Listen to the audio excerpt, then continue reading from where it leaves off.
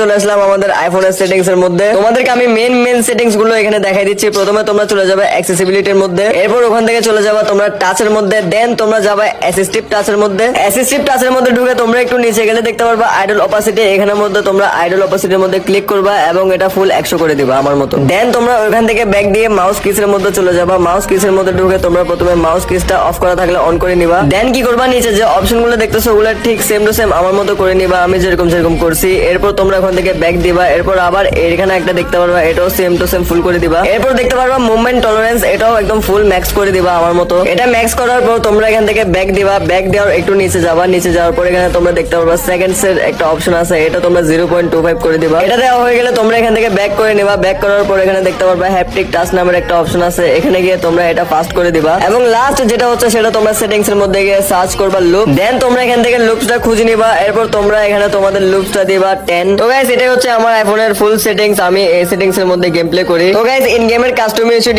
আর sensitivity এবং ফোনের settings reveal করার কারণে এই ভিডিওটার মধ্যে সবাই একটা লাইক করবা এন্ড চ্যানেলের মধ্যে নিউ আসলে অবশ্যই চ্যানেলটাকে সাবস্ক্রাইব করবা। আর হ্যাঁ, হ্যান্ড ক্যাম গেম প্লে চাইলে অবশ্যই তোমরা কমেন্ট বক্সের মধ্যে বলে যাবা। আর এই ভিডিওর লাইক এম 5K আশা করি তোমরা সবাই মিলে কমপ্লিট করে দিবা। তো গাইস আজকের জন্য আসি, টাটা, বাই বাই, আল্লাহ হাফেজ।